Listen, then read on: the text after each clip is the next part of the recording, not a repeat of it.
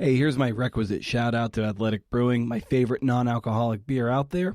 Not a paid plug, but I am a brand ambassador, and I want to celebrate what I consider an amazing product and a great way to keep the good times rolling without getting too hammered.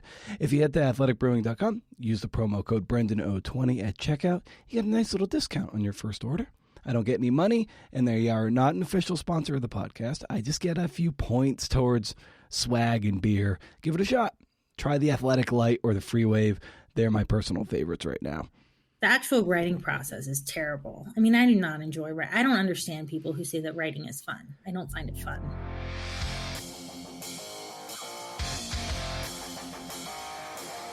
Oh, hey, CNFers, it's CNF Pod, the creative nonfiction podcast, the show where I speak to badass people about the art and craft of telling true stories. I'm Brendan O'Mara. How's it going? Hey, thanks for all the podcast birthday wishes I got this past week that I got primarily from Instagram, but also some on Twitter.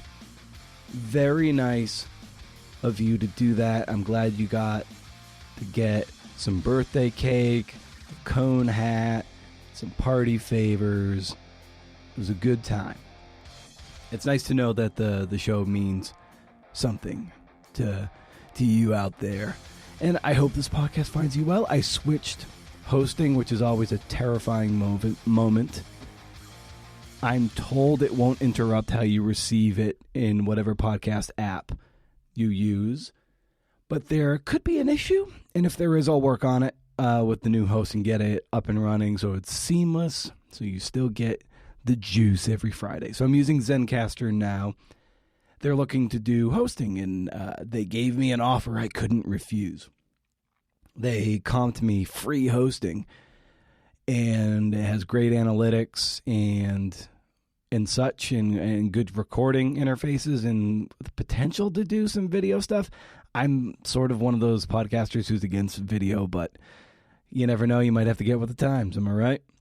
I've used them for calls for years, and I always love how they go about calls. The audio is really nice, but now I don't have to pay for hosting, and that's $20 a month in my pocket. The interface and the embed player aren't quite as pretty yet, not as flexible and customizable as it was with Libsyn, but right now, small price to pay. And since I'm something of an early adopter, they might listen to my input and make things better. Maybe. Who knows? They also want to help grow the show and monetize it, which helps both of us. If ads start to populate the show in any capacity, that might sweeten the pot for Patreon, as I'd make sure to include ad-free episodes over there so you don't have to listen to me blather on about, I don't know, athletic greens. Though I would try to veto athletic greens. I don't think it matters to this show. I don't have like 1 million followers where there's a swath who would probably get some juice from athletic greens. Nothing against athletic greens, but there's a writing podcast, not like a human performance one. Anyway, Svati, Kirsten, Narula is here. She had a great feature a few weeks ago in Outside Magazine about the death of Nanda Devi Unseld, the daughter of legendary alpinist Willie Unseld. She passed in 1976, and Svati had been working on this feature for about 10 years. It started as a project for a course she took with the writer Jeff Charlotte while she was at Dartmouth College as an undergrad. She stuck with it over the years, and what came of it is a wonderful tribute to a beast of an athlete. We talk about why it's important to tell these stories, to keep these stories alive, even when it feels like all it's doing is causing pain for the survivors or family members or friends of the dearly departed, if you will. Svati is the digital editor of Dartmouth Alumni Magazine, a contributing editor for Outside, and a former fellow at The Atlantic, where she really kind of cut her teeth and maybe was a bit spoiled by the atmosphere there as a young, budding journo. Make sure you're heading over to BrendanO'Mara.com for show notes and to sign up for the Rage Against the Algorithm newsletter. It's now moving to Substack. April 1st will be the first dispatch going from Substack. Just click the lightning bolt on my website or visit rageagainstthealgorithm.substack.com. Still, first of the month, no spam, can't beat it. And if you dig the show, consider sharing it with your networks so we can grow the pie and get the CNFing thing into the brains of other CNFers who need the juice. Don't we all need the juice? You can also leave a kind review on Apple Podcasts so the wayward CNFer might say, shit, I'll give that a shot. Also, show's free, but it sure as hell ain't cheap. So, if you have a few bucks at your disposal, consider heading to patreon.com/CNFpod and consider dropping a few bucks into the hat if you glean some value from what we churn and burn here at CNF Pod HQ. That, so far as I can tell, is enough housekeeping. So let's get after it. Here is Svati, Kirsten, Narula.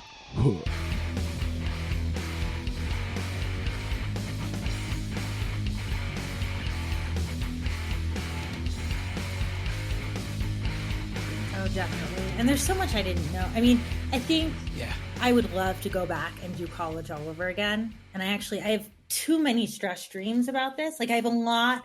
I had one just last week, again, where I was like, am I going to get into Dartmouth? Am I going to get into Yale? Whatever, blah, blah, blah. And then I have other stress dreams where I've finally gotten into Yale or I've gotten into Dartmouth again. And I'm like going and about to start freshman year, but I'm doing it as someone who already went to Dartmouth and has a bachelor's degree. And I'm going for my second bachelor's degree. And somewhere like during that first day, I'm like, wait a minute, who's paying for this? And wait a minute, no one needs 2 bachelor's degrees. I can't be here. What's going on? But I have this dream a lot. And I think it's because I have this desire to like redo college and make different choices. Yeah, what might some of those choices be? Is it more regret or just like you ran out of time to exercise certain things that you wanted to do? I think it's a little bit of regret, honestly. I think, if I could go back, I would major in something different and make better relationships with professors and just have more options open to me. I mean, I think things have worked out pretty well and I'm happy with where I am, in career and in my career and in my life. There's just a lot that I should have taken advantage of that I didn't, because I didn't know any better. I didn't know that it's better to get a 4.0 in like a major that nobody cares about. Like being a 4.0 English major is a lot better than being like a 3.0 economics major, even if economics seems like it's going to lead to better jobs than majoring in English. Do you know what I mean? Mm-hmm. And I didn't know that then. And my dad didn't know that either. And my dad cared a lot about what I majored in. And, I just wish I could go back and change that or, maybe have made better connections socially, maybe joined a sorority, which is something I didn't do, all sorts of things. And now 4 kids that I interview who are applying to Dartmouth, I'm like an admissions interviewer person. They hear about all my regrets and I'm like, make sure that you just like do these things and don't do what I did. But anyway, I could talk about it for a while.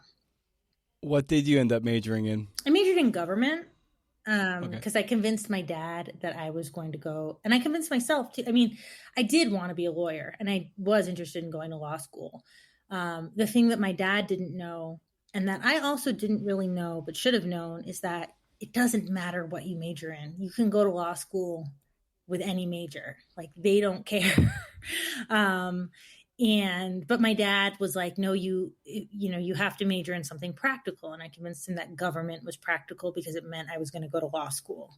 But, I really do think if I'd majored in English, my grades would have been stronger. And I think I would have had more opportunities post-graduation with better grades and maybe, better relationships with professors than in the government department.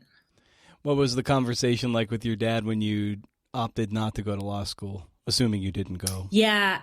He didn't mind at that because I got really, really lucky as a senior in college where I landed an editorial fellowship at the Atlantic as a senior. So nice. That was my first job out of college. And my dad was really proud of that, because the Atlantic is such a prestigious place. And he was like, okay, well, if you're not going to law school, at least you're working at one of the best magazines and you're going to be successful in journalism, That was just luck, though. I mean, truly, that was a lucky break for me. And then it sort of made it like, once you've worked at the Atlantic, you really do have your foot in the door in journalism in a really great way. And it's sort of like, okay, well, now I'm stuck. I'm definitely a journalist. So that's how that happened. What were some key lessons or even growing pains you got once you arrived at the Atlantic and saw how the sausage was getting made? I don't know if there were growing pains there. I mean, I had a really fantastic year in my fellowship. It was really, it was the best job I could have had out of college, but in some ways it was the worst one because it set me up to be really disappointed at all the other publications I worked at after. Because when I was at the Atlantic, I was on the online team. So I was working for an editor who edited a particular section of their website. But I worked with all the other editors on their website, and they were all really open to pitches from me. And so I ended up writing for, you know, their politics section and their entertainment section and their science section and all these different things. And every editor I worked with was so smart. Everything just made sense the way they did it. I mean, from the fact, like the way the morning meetings went and the way everyone went around and talked about what they were planning on publishing that day, to the way pitches were discussed, to the way my stories were edited, to, you know, the way fact checking was done on the print magazine, which I only got to like see a little bit of because some of my fellow editorial fellows were working on that. Everything made sense and was rigorous and was smart. And I was like, you know, I was so proud to work there, and everything that I saw, I thought was really brilliant. That became a problem when I moved on, you know, and I went and I worked at Quartz for several years, which was a bit more of a startup atmosphere. It was related to the Atlantic. They had the same owner at the time, but Quartz did things differently. And I, unfortunately, was that really annoying 23-year-old at the beginning who was like, well, at the Atlantic, we did it this way, which didn't make me super popular. And it was just a different experience there. I saw, in my mind, a lot more mistakes being made, but also there was a lot more experimentation. I just missed the Atlantic. And then, of course, even when I went to work at Outside and I joined the Outside staff where I was for a couple years, you know, nothing compared to how they did it at the Atlantic. So, I didn't really I don't know about growing pains. It just sort of set me up for disappointment for the rest of my career. Maybe that I'm being a little too honest. I love Outside. I love Quartz, but there's nothing like the Atlantic. And when the editors were open to pitches while you were at the Atlantic, what did you learn about the fundamentals of pitching an idea and a story? Let's see. This is really, that year at the Atlantic is really the only time in my career I've pitched anything. And I think what I've learned overall is just, it's so easy to pitch when you're on staff versus being outside. I mean, I also, when I was on staff there, I fielded the pitch inbox, like the slush pile email inbox that we had from, like, you know, anyone who was outside the organization could pitch. I learned that connections mean a lot. You know, if they have an idea of your track record and how you write, they're a lot more willing to consider what you have to say. You can be a lot more spitball-y when you're within the organization. If you're coming with a pitch and you're outside the organization and you don't know who you're pitching to, you can't be spitball-y, you know? You have to be really thoroughly prepared and sort of lay out all of your ammo in that email or in that pitch. I think it's really hard. I don't think I've ever done it. Like, I've never pitched, I've never successfully pitched an outlet that I am not already a part of. I think it's really, really difficult. That's one of the hard lessons I think everybody starts to learn, is that it is kind of a who you know kind of business too, to get yourself at least up the, you know, up the chain, higher in the slush pile. You'd like to think that you can just solely do it on your merits and that you're going to be discovered, you know, like this little diamond in the rough of the slush pile. But so often it's like, who knows, like maybe yours is in the bottom quarter of that pile. And by the time anybody gets to that, their eyes are bleeding and they don't even care anymore. And it's like, it can be really dispiriting. But then the longer you stick with it, you kind of make a friend here and there, and they show you the way, and it can be really dispiriting, but it's one of those things where you just kind of have to persevere. Yeah, definitely. And it does happen. I mean, I did see it happen sometimes where something would get picked out of the slush pile and they'd be like, oh, this is a really good pitch. Okay, we don't know this writer, but they've written for the Washington Post and that looks like decent work. And okay, we're going to take a chance on this. And then something great would happen, right? But it is just so relationship dependent. And what I've learned over, the last few years of my career since then is just being someone that people like working with is almost more important than having good ideas, because all of my freelance work comes from editors having ideas on their own and sending them to me and being like, hey, here's an idea. Can you execute it for me? And that's just a really nice way to work. I can, probably I can only afford to do that because I have full-time jobs and I'm not a full-time freelancer.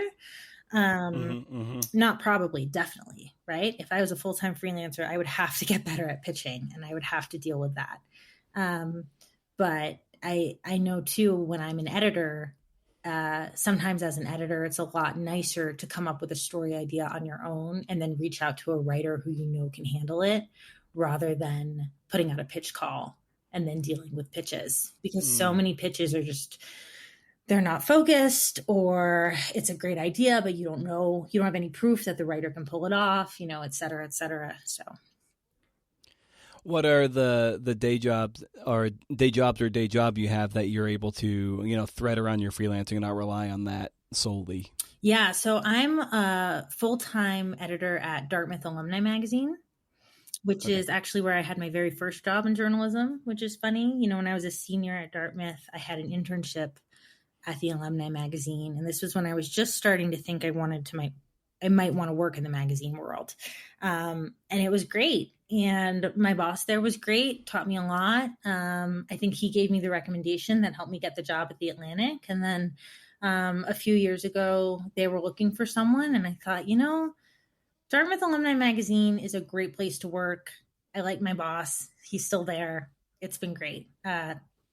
People sometimes when they hear that I work there are not super impressed, and it doesn't feel as good as telling someone I work at outside, right? Because, you think that an alumni magazine is smaller league than national magazines, but I'm really proud of the work that we do.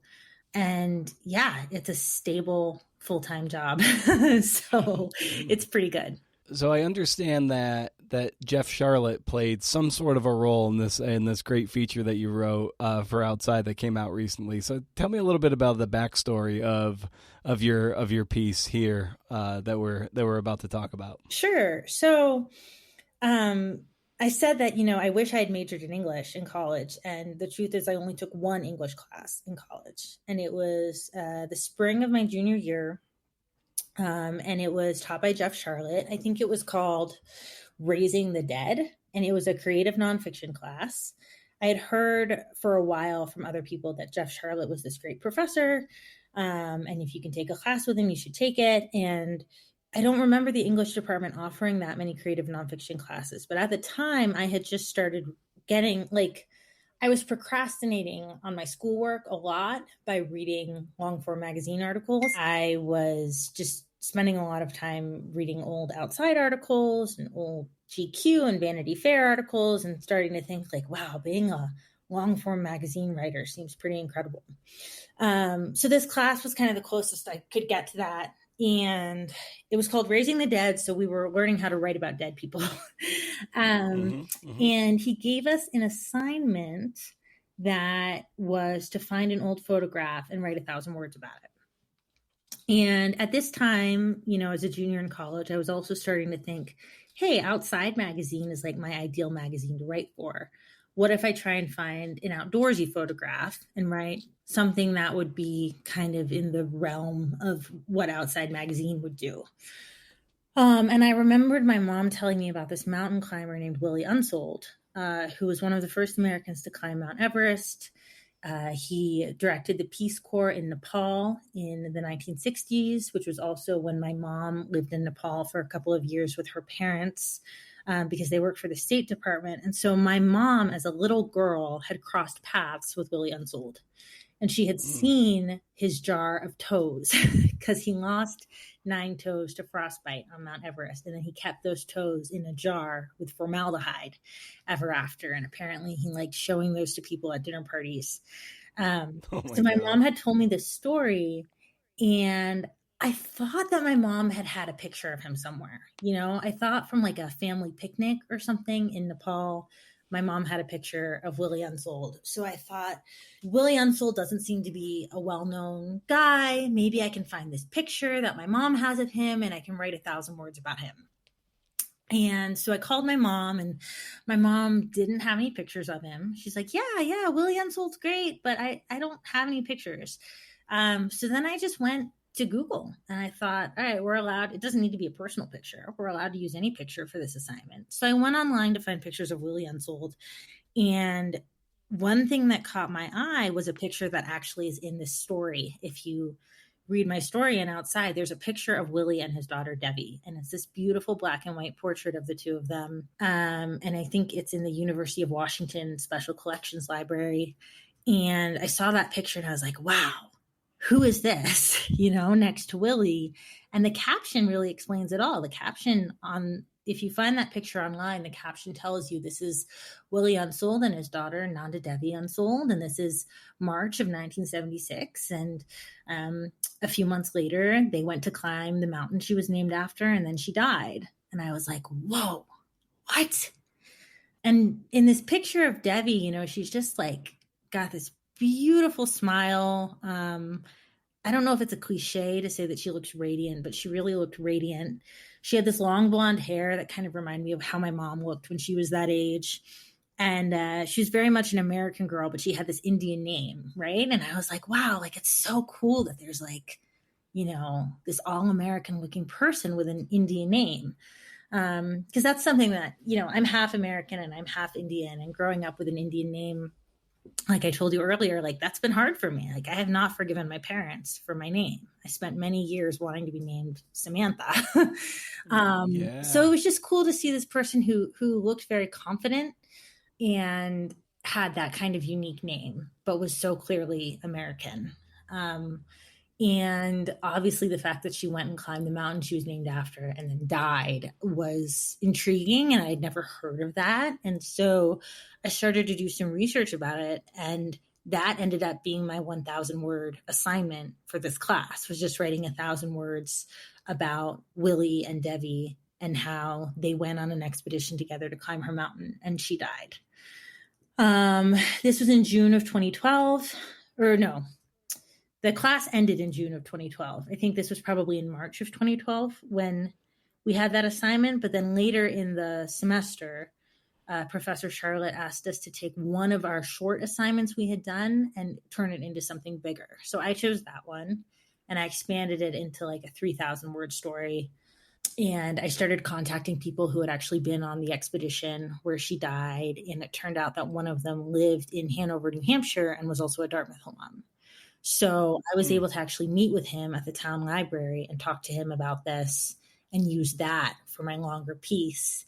And I just really got sucked into it. And I think what I wrote in the end and turned in, in my mind at the time, it was something that was like fit to be published by Outside, which was my goal. That was the dream. I was like, how cool would it be if I grew up and got to be a writer for Outside magazine?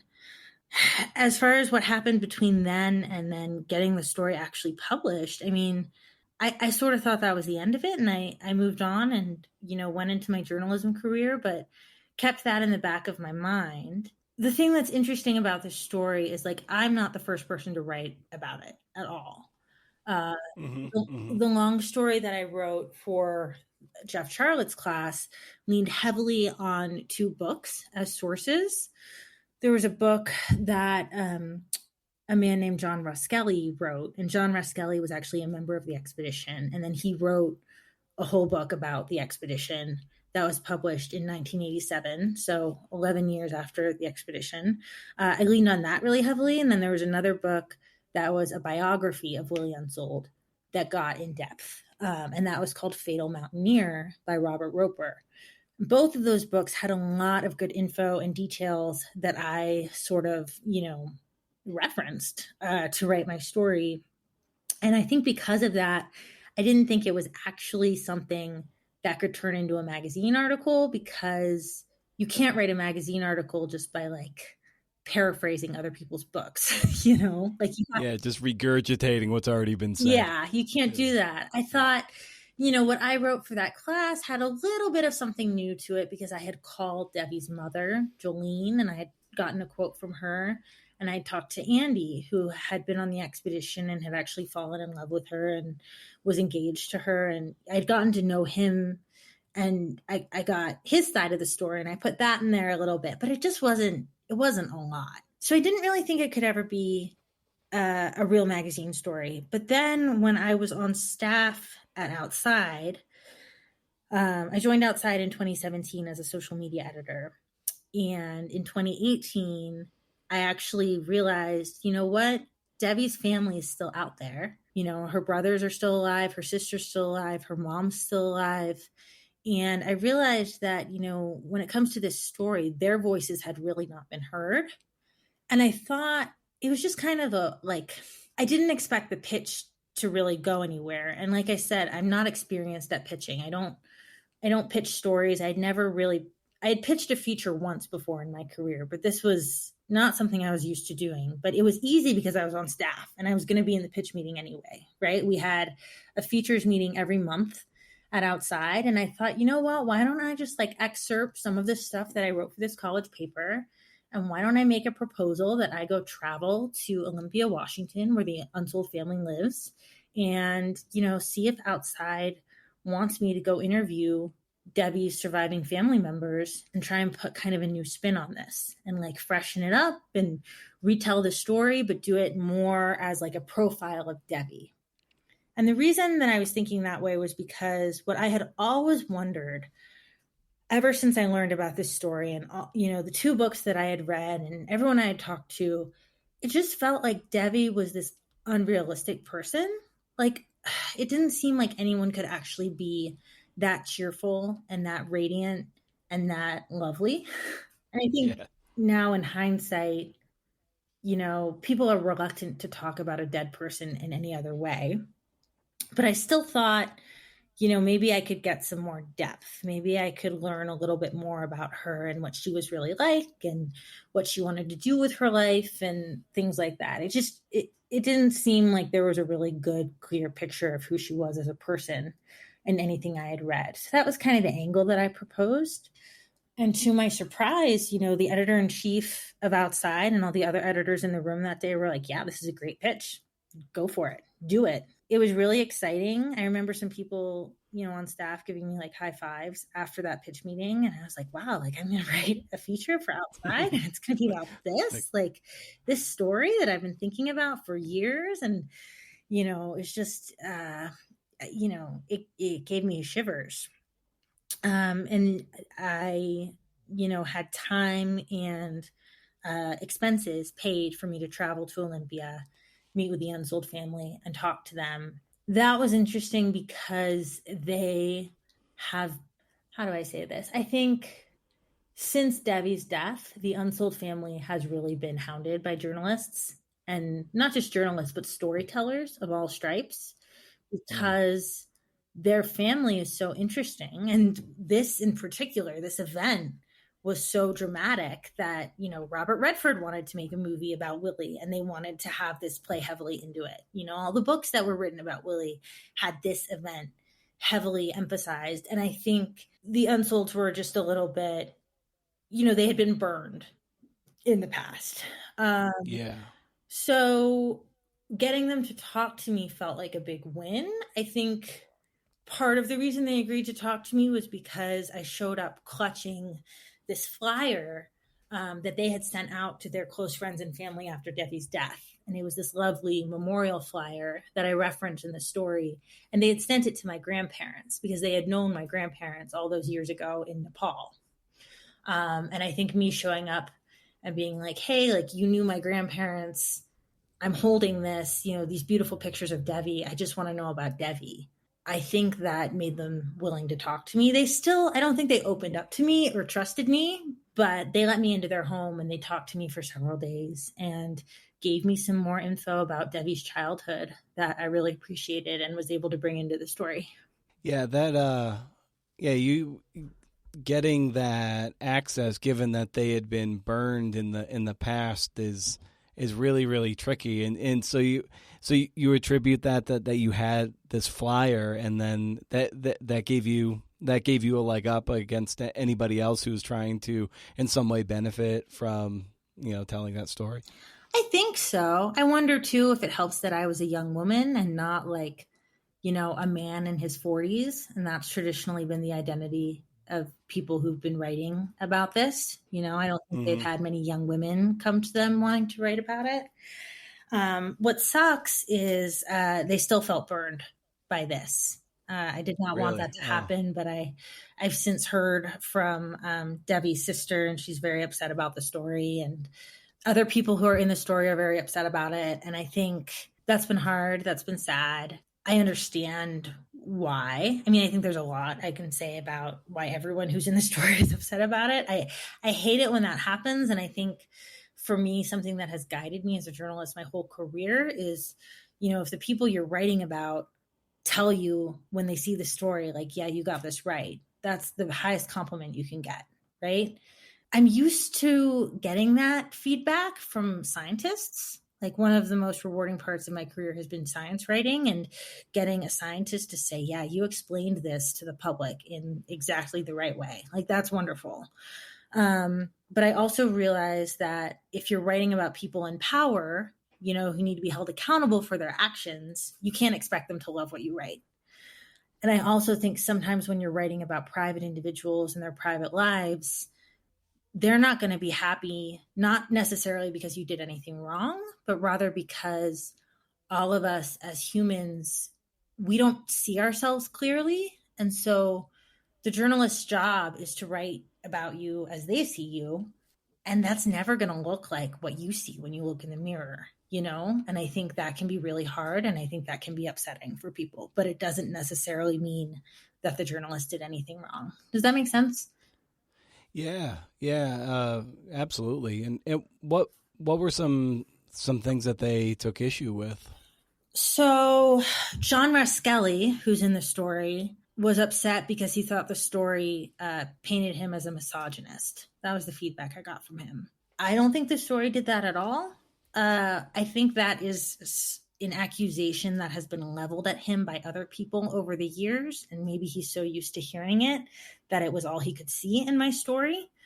I'm curious, what you thought, because you read it and you know who I'm talking about. Like, how do you think he came off? Let's see. It's been a little while since I read it. Remind me, was he the one who did not like the idea of women coming along on a mountaineering expedition? Mm-hmm. But we didn't say.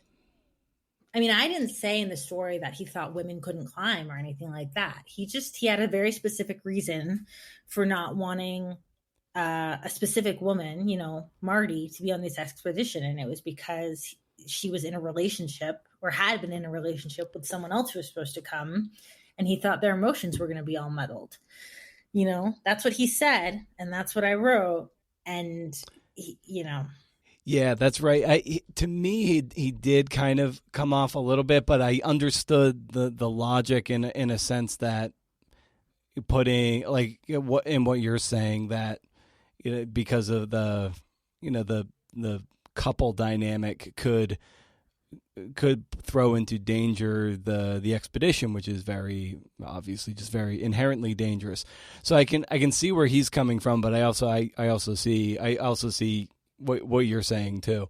And I think, you can take that fact, right, which we checked with him and which we know to be pretty true, that he felt this way about it endangering the expedition. And you can read into it however you want. Like, I think there are readers who saw that and thought, oh my God, what a misogynist. But I think that's a matter of debate. And that's definitely not something I wrote, And so for him to say like, oh, you painted me this way, I don't know. I wasn't, but I feel bad about that. I feel bad if he's regretting being interviewed by me. I couldn't have written the story without him agreeing to an interview, and heck, he provided the photos for the story too. So it wouldn't have been possible without him. And I think, we have a crisis in journalism right now around the world of people not trusting journalists. And if Yeah. you interview someone for a story, if they cooperate with you, and then when that story comes out, if they feel betrayed in some way, I think that's really bad for everyone. And so I mean, I think it was unavoidable in this case, but I feel bad about it. And then if you look at Debbie's family, the person I've heard from is her sister, who told me that her takeaway from my story was that women don't belong on mountaineering expeditions, which really surprised me and is not my takeaway at all, and was not something that I implied or I thought anyone implied. But no, I didn't get that at all either. Yeah. But I think that's colored by her, you know, as Debbie's sister. She has been living with this story for decades, and she and her whole family, I think, have endured judgment from people and rumors from people and all sorts of stuff that has made them feel like, okay, everyone looks at the story this way. And I think that really colored her perception of what was actually written. I don't think she looked at what was on the page and took it as it was. I think she interpreted it with that lens of, okay, this was written by someone who's attacking me and my family because that's all that it's ever been. The way you profiled Debbie, I found her to be an incredibly skilled mountaineer, someone who was almost born to do this, and she just got sick. Yeah, you know, and that's it. Yeah, you know, it sucks, but she got sick and she died up there. Yeah, and it wasn't anyone's fault, and you know, I don't think it makes anyone look bad. You know, I don't think she did anything wrong. I don't think her father did anything wrong. I think maybe people who are very close to this are so used to other people looking at it and trying to point fingers that was all they could see.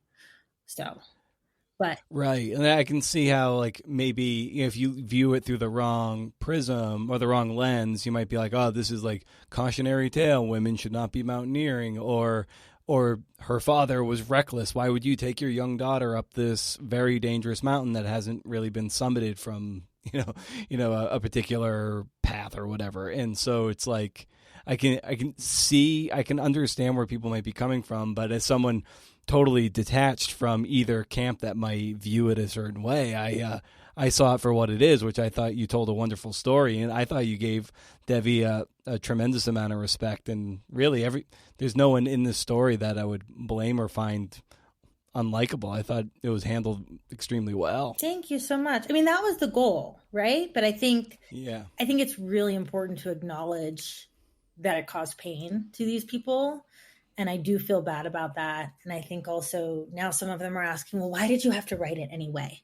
And I think that's a valid question too, right? Because this wasn't like some amazing piece of investigative journalism that's going to affect anyone's life, really.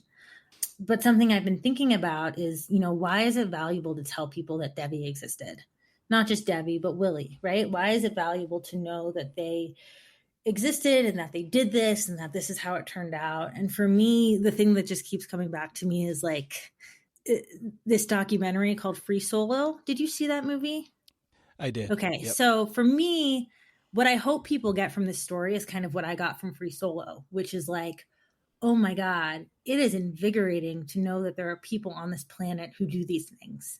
You know, like that's how I feel about Alex Honnold. I would never in a million years try and climb anything without a rope, right? That's not me. I think what he's doing, you know, and people judged him and his life very harshly after that movie came out. But that movie was really inspiring to me. And I think invigorating is the big word. Like for me, it makes me feel more alive to know about other people who are taking risks and doing things that I wouldn't do and are just different from me. And Debbie was one of those people. I mean, Debbie took risks and Debbie was brave and really different from me. You know, I'm the type of person who would not be able to climb if I was feeling sick. You know, I would have gone down very early. But it's good to know that there are other people who are different. Like that's what's exciting to me. And that is where I think the value comes from in this story. And I think that's why it's such an outside story. I think, you know, other people in Outside's audience feel the same way. And that's why they were happy to read it and happy to learn about this. I might along this theme. I just want to maybe hear you keep talking about like why it is important to tell these stories, and even like it's painful for the family to dredge up these stories. Like I know you're watching Free Solo and you're very inspired by that. But why is it so ingrained in us that that it is important for us to continually tell these kind of stories? Yeah, I don't know. I mean, for me, I find value in knowing like what's possible in the world, right? I mean, I think of another great story that I loved, which Outside Magazine published probably more than a decade now, about free diving. And I remember when I read that and learning that there are people who are, just holding their breath for so long that they can dive 100 feet under the ocean, or, more than 100 feet in many cases. It expands your knowledge of like what humans are capable of. That's how we learn about the world, and I think also how we learn about ourselves. Yeah, I think that's important. What was as you were reporting and writing the story, what were some of the big challenges that you encountered over the course of, let's say, even your reporting and interviewing on a very sensitive subject?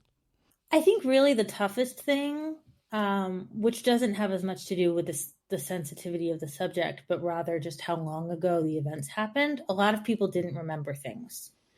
Yeah. And even worse, I reported the story in 2019. Well, I reported some of it in 2012, and then I reported some of it in 2019, and then we fact checked it in 2022. And so in between all of those years, people's memories degraded. And there were things that I thought I got crystal clear in 2019 and put in my draft that then in 2022, during the fact checking process, people didn't remember. And it wasn't just people I had interviewed who didn't remember. There were things I didn't remember. I had to annotate every single line in the story and have a source for it. And there were some lines in the story that I loved. Like there was a great quote I had in there from Willie, and I could not find my source for it. And I know I never would have put it in there in the first place if it hadn't been backed up by, a good source. Yeah. Couldn't find it anywhere. It was just gone, totally gone, And then there was someone we interviewed who, he had told me something pretty clearly on the phone in 2019, but then in the fact checking process in 2022, he said he didn't remember anymore. And we had to go with that, So people's memories just over the years, that was really hard. I like that. Granted, like you have, the steady job over the years that lets you, take your time with things. But I do like that this story really took essentially like 10 years, 11 years for you to like fully realize and synthesize. And I know in an email you said you were a little self-conscious about that, but I think it really speaks to how patient sometimes you have to be with work like this, and that it can take a long time. So I just, maybe you can speak to just sometimes the patience it takes, and, and maybe also piggybacking on that is just what, obviously it's stuck in your craw for so long. Like it's a story you truly had to tell that really carried you through, like, a decade's worth of time between conception and realization. It was hard at times because what happened, part of the reason for the big delay here was I pitched it when I was still on staff at Outside. And then I turned it in 2019, months after I had quit Outside and gone to work for Dartmouth.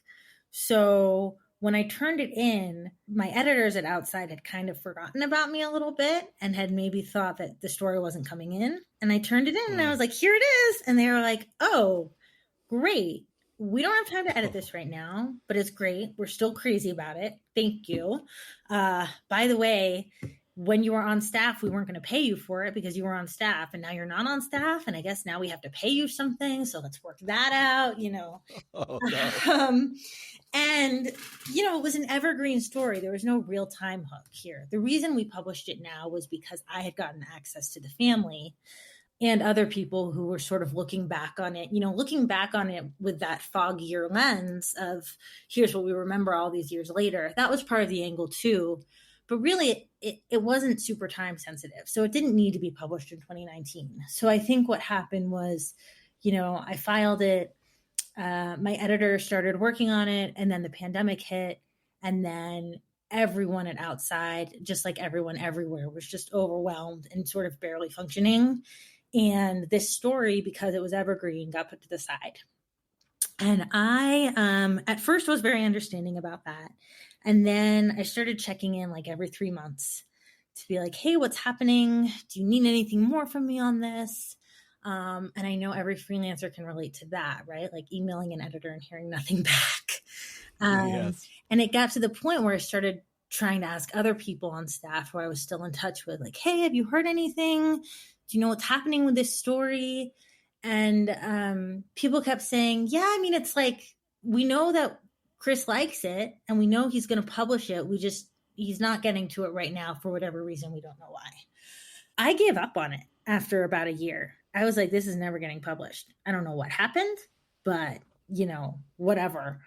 And I think something that I learned in this process and that I'm proud of is I didn't burn any bridges over this. I think there are freelancers out there who would have, and I don't blame them, but I think there are freelancers out there who would have gone, put Outside on blast and been like, oh my God, they're holding this story and they're not publishing it and it's terrible, yada, yada, yada.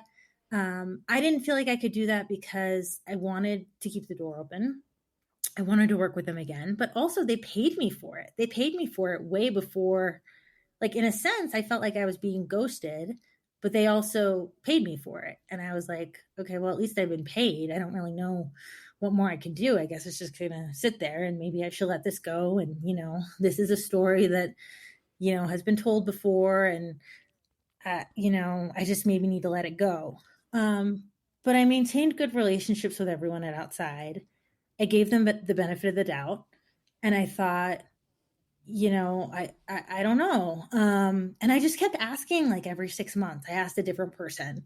And finally, there was some reshuffling at Outside. And I think people were able to breathe a little bit. And then they were like, we do want to publish this story. Let's get working on it again. And I was able to work on it with Alex Hurd, who's now the editor-in-chief. And it got carried over the finish line. It was good to be patient. It was good to maintain those relationships. I don't know if they would have still picked it up after all those years if I hadn't stayed in touch with everyone and stayed on good terms and been doing other freelance work for them. I think staying in the orbit and maintaining good relationships is just really, really important. And I do think part of the reason that they finally got around to publishing it was because they liked me, honestly. I think, in this industry, being liked is really important. And I don't want to be on here, saying that everyone likes me. I don't think everyone likes me. But I think if the right people like you, it helps a lot. That's just been my experience. Yeah, it would have been real easy for you to go on Twitter and just be like, this is fucking bullshit, and take this person down. Yeah. They killed my story without killing it. Yeah. And look, I understand why people do that. And I know with Outside in particular, I've seen people do that. I think because I had worked there and I knew what it was like on the inside, and I knew that the people who are making these decisions behind the scenes and, like, everyone has good intentions. They're good people.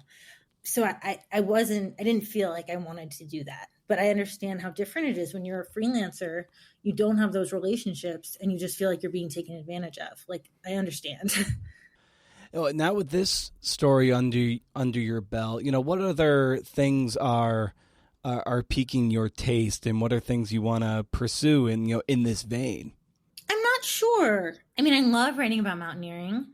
I have written a lot of stuff about Mount Everest, which is great. I recently read a story about this mountaineer in Nepal by another guy who used to work for Outside named Grayson Schaefer. And while I was reading this story, all I could think about was, wow, what a cool reporting trip he got to go on. Because he got to go to Nepal and Everest Base Camp and go on all these helicopters to follow that guy. So I think for me, any more adventure stories where I get to go on location with someone and then, write a big profile would be great. I wrote a profile of a running coach, actually, for Runner's World earlier in 2022. And that was really gratifying. I think what I'm trying to say is I would like the opportunity to travel and shadow someone and then write about them. That's like really what brings me alive and makes me happy when I'm writing is getting to see someone at work in their environment and then translate that into a long profile that's rich in details. But I don't have anything in particular on my radar right now. I'm just kind of trying to breathe and, I'm still talking about this story with a lot of people and, managing my full-time job. So we'll see. Yeah. We'll see. Who are some writers that you really admire and light you up and write the kind of profiles and features that you want to continue to do? Yeah, I think the guy I just mentioned, Grayson Schaefer, is one of them. Mm-hmm. He's written a lot of great stuff for Outside. This profile that I just mentioned was actually in GQ. But he's one of those writers who, I can go back to where I was on campus in college, my junior year, before I signed up for that Jeff Charlotte class, when I read one of Grayson's stories in Outside, and I thought, ooh, this might be something I want to do. Like, this is awesome. And it was a story about a whitewater kayaker who was killed by a crocodile. And, in some ways, I hate that I'm so into stories like this where people die, because I think it's really, again, going back to the impact of this story I just wrote, I think it's really, really hard to be close to something bad happening and then see that turned into entertainment. Yeah. But I think it's a good challenge to be the writer who's taking that story and trying to turn it into entertainment in a way that's sensitive and decent and respectful. I think pretty much everything Grayson has written has been really inspiring and something that I want to do. Taffy Ackner is another person, Taffy Brodesser Ackner, who has written amazing celebrity profiles for a number of magazines. Pretty much anytime she writes something, I'm like, you got to jump on this and you got to really appreciate the details she throws in there and the scenes that she puts together with her subjects. I love, finding models of that nature, and you try to get into the bones of what they're working on. Is there a particular aspect of writing and synthesizing a story that lights you up a little more than others, be it the reporting or the writing or rewriting? I think I'm big on the reporting aspect. I really like sitting with people and listening to them. A lot of people have told me I should be a therapist, which sometimes sounds easier than being a writer. The actual writing process is terrible. I mean, I do not enjoy writing. I don't understand people who say that writing is fun. I don't find it fun at all. I read a blog post from a former literary agent, Nathan Bransford, and his post was if you find writing easy, you're not good enough. That's so funny. I think Thomas Mann also said that. It was something like a true writer is like the person for whom it is hard to write or something. And I saw that quote when I was in high school and I've sort of secretly held on to it all this time. But, I don't want if you think writing is easy, you're probably not very good at it. But we're not supposed to say that because we don't want to offend the people who actually have fun writing. More power to you. Has any part of it, be it the writing or rewriting, has anything gotten a little bit easier for you where you can start focusing on higher level stuff? Or is it all hell? Yeah, I mean, it really is all hell. I mean, I think it's great once you get into a groove, once you get past the first paragraph. The revising process, I think in theory should be fun because I really do enjoy editing. But revising feels very painful as well, too, and I think something I experienced with this story, which I would love to hear from more experienced writers, if it always feels this way, is when I finally saw the story laid out in print, I read it and I was kind of this prose is not very good. I think because when you go from your first draft, when you have turns of phrase and you have sentences that you're really proud of, and then they get cut or edited necessarily for the sake of the story. And then in the end, you're like, wow, this has all been chopped up and reorganized so much that it's just not pretty anymore. Does everyone feel that way when they finally read, the last copy after 20 revisions? I think I haven't been rigorously edited like at a major magazine, but there have been some instances where I've had things edited. I'm like, oh wow, I really thought that sentence I wrote was kind of funny, or it just had a really nice snap, crackle, and pop to it, and it got cut. And I was like, I always defer and like to the editor. I'm like, all right, you guys know better. But like there are some lines I'm like, I've been writing long enough where like I know it can sound good every now and again, and I'm like, yeah, that sounds good. Like, oh damn, you cut it. And then one person like wrote in like a joke I did not write, and I was like, that's not okay. Yeah, because like I'm like, that's got to come out, because whatever, I'm all for a good pun, but like I did not write that. So that's got to come out. So like that's happened to me before, but I totally see, like, it's like unrecognizable, and you're like, what? And it's your name that's on it. Yeah. And that's not, I mean, I don't want to accuse anyone of making my story unrecognizable in this particular case.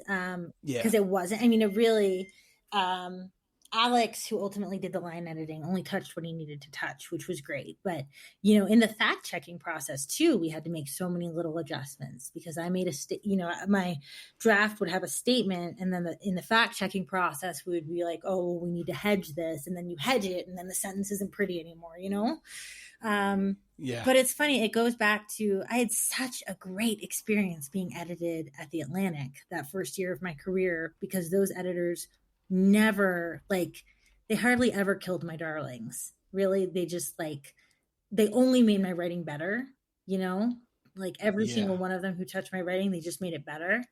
And I think sometimes when editors make your writing worse, it's because they're just overworked and they find it easier to rewrite your stuff rather than working with it, if that makes sense. And I do that as an editor too sometimes. Like, I will maybe be halfway through editing a piece, and then I'll realize, oh crap, like I have just taken this writer's voice out and I've put it all in my own voice, and that's not fair. And I did that because it was easier than actually dealing with what was on the page, Yeah. So it's a balance, and sometimes some editors are better at it and some are worse, and sometimes they're just overworked, and that's what happens.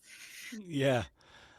Very nice. Well, I want to give you one more question here, and it's usually how I end these conversations, and it's asking you, the guest, for a recommendation for the listener out there, and that can be anything that you're excited about that you want to just share and see if other people can glean the same kind of joy you're getting from it. Okay, I have one. I can't believe I have one. This is great. And you know what? It's a podcast, and I hope you don't mind me saying this, I'm not really a podcast person. Don't listen to a lot of podcasts. I listened to a couple of your episodes before I came on. But the reason I'm going to give this recommendation is because this is the only podcast that I have listened to like every episode of, and like I'm actually psyched about. It's called Tooth and Claw, and it's done by 3 guys. One of them is a wildlife biologist. And every episode they go into like an animal attack story from real life. And they sort of break down, from the animal's perspective, what happened, and, what did the human do wrong to get attacked by the grizzly bear, and what else went on, and all these things. And it's just so informative and entertaining at the same time, and really just a joy. Like I love those guys. I love that podcast. So I think everyone should listen to Tooth and Claw. Cool. And I think you might enjoy Ologies with Allie Ward. Ooh. Have you heard of that one? I haven't. She's been doing it for 5 or 6 years. There's probably close to 300 episodes at this point, but they're all great. You could go all the way back to number 1. They sound great. She interviews just scientists about whatever it is. Like the first one with Jess Phoenix on volcanology. Oh, and sweet. So they just talk about volcanoes. And Allie is super funny and charming. And so, yeah, they'll talk about like, whales or fruit flies or making cider, like, so all these ologies. And I think you'd dig it, given that you have a propensity for science and an understanding for it. I think you'd kind of dig it in that sense, because given that Tooth and Claw has a wildlife biologist at the helm too. Yeah. All right. Well, thank you, Brendan. I will go look it up, and I'll start listening. Fantastic. Well, thank you so much for carving out an hour and talking shop here about this, the wonderful feature that ran in Outside. So I just want to commend you on a job well done, and thanks for coming on the show to talk about it. Thank you so much for wanting me to come talk about it. It was really flattering, and it was a pleasure. Hey, thanks for listening, CNFers, and thanks to Svati. That was a good time. That was a toe-tapping good time. When we stopped recording, I was telling her about the Prefontaine story and how I relate to how hard it is to talk about, a dead icon with family and friends of that person when they've been badgered for 40 or 50 years by writers and storytellers, and how tough it is to lobby for access. Because a lot of times you're like, I've already spoken about that, or I don't have anything new to add. And to continue to lobby yourself and to say you're different than the others when they've been burned for years, if they've been burned. And I know in the Prefontaine story, many have been burned or gotten the story wrong, and so here I am coming through and be like, hey, I want to talk about this, and they're like, go fuck yourself. How do you work around that? I'm still trying to figure it out. If you like this conversation as much as I did, consider sharing it and tagging me and the show at CNFPod on Twitter or at Creative Nonfiction Podcast on Instagram. This show will only grow because of you. As you know, I'm something of a nobody, so it's the validation of your endorsements that make the needle move. So, there's just so much content out there, so many shows, many more new shows cropping up all the time. And this show will only survive the pod fade if you celebrate it and share it, so long as it's worth sharing and celebrating. Also, there's patreon.com/CNFpod if you feel like throwing a few bucks in the tip jar. Show is free, sure as hell ain't cheap. And so here, for the parting shot, I think I've shared this analogy before, but I think it bears repeating. So as you know, the show just turned 10 this week, which is amazing that it's stuck around that long, or that I've stuck with anything longer than, a day, or like 5 episodes, which was kind of the case the first 4 years of the show, but that's neither here nor there. I still want to grow the pie, as it'll help me celebrate more writers, inspire writers, and maybe make a little bit of scratch. I'm less concerned with the latter, but whatever. Not going to turn my nose up at actually making a few bucks on the show. Anyway, many of us kind of hope to just be discovered, be it a viral blog post, or maybe the newspaper runs a feature on us, or people randomly come across us, and all we have to do is create. And maybe that happens for the tiniest sliver of people. Here's where the farmer's market metaphor comes in. It just makes so much sense to me, and I repeat it to myself all the time. You might own an apple orchard and grow delicious organic apples. Everyone who tries your apples loves them. And they're like, how have I not heard of these apples before? And it's because you didn't take your apples to the farmer's market where your customers are actually hanging out. Some people might drive by your orchard and be like, hey, that looks appetizing. Let's try them apples. Or you can meet your readers or your listeners or your customers where they're already congregating. You need to bring your apples to the market. And so it is with the podcast. I'm working on similar things like I did with Long Reads last year. It was that Atavist Long Reads partnership where I bring the show to the people who would benefit from it, be it for craft insights or to be inspired or entertained by working writers doing the thing, mid-level and on the rise writers like an Elizabeth Rush, or very well established, like famous writers like a Mitchell S. Jackson or David Grann. Bottom line, you can't hashtag your way to an audience. Social media is like a 1980s mega mall. There's too much going on, too much glut. And you can only hope someone stumbles into your shop. Only social media algorithms may or may not show your link to your audience. But if you head to where they're at and go to the administrator and say, hey, I've got these apples I think your people will really like. How about I package them nicely and they get some value and some nutrition, and I get some awareness for the show. I can't tell you how many times people say of this podcast in particular, and I imagine others out there too, that I can't believe I haven't heard of it before. And you hope they stick around and tell the others. And that's a failure on my part not to find the people, promote it, and get it into the right hands. There's just so much out there vying for our attention. So you pick your audience and say, I'm going to serve them. Find out where they hang out. Maybe it's Brevity or the Rumpus or Long Reads. And you say, how do you like these apples? Stay wild, CNFers. And if you can do, interview. See ya.